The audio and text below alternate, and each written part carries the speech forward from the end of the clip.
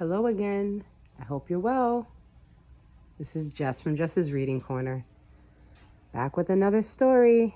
I hope you like it. It's one of my favorites.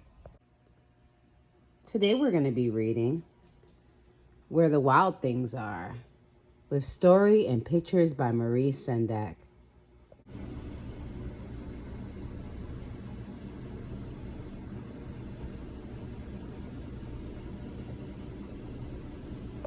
The night Max wore his wolf suit and made mischief of one kind and another,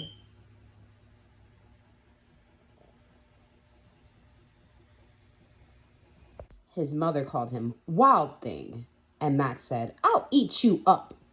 So he was sent to bed without eating anything.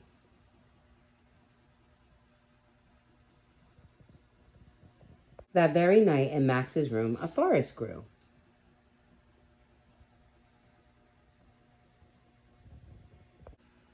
And grew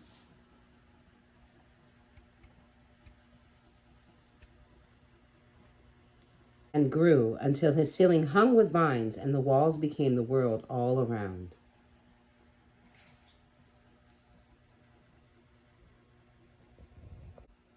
And an ocean tumbled by with a private boat for Max, and he sailed off through night and day.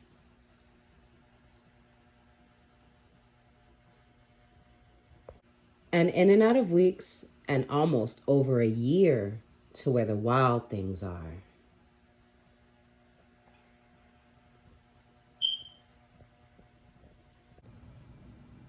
And when he came to the place where the wild things are, they roared their terrible roars and gnashed their terrible teeth and rolled their terrible eyes and showed their terrible claws. Till Max said, "Be still," and tamed them with the magic trick of staring into all their yellow eyes without blinking once. And they were frightened and called him the most wild thing of all, and made him king of all wild things. "And now," cried Max, "let the wild rumpus start." They howled at the moon. Me and my boys love to do that. They hung from the trees like monkeys.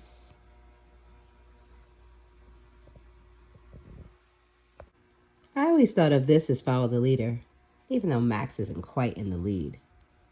It looks like they're having a great time. "Now stop," Max said, and sent the wild things off to bed without their supper. And Max, the king of all wild things, was lonely and wanted to be where someone loved him best of all. Then, all around, from far away across the world, he smelled good things to eat. So he gave up being king of where the wild things are. But the wild things cried, "Oh, please don't go. We'll eat you up, we love you so." And Max said, "No." The wild things roared their terrible roars and gnashed their terrible teeth and rolled their terrible eyes and showed their terrible claws.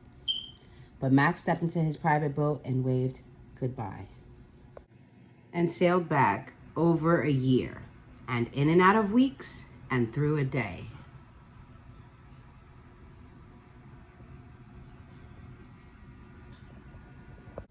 And into the night of his very own room, where he found his supper waiting for him.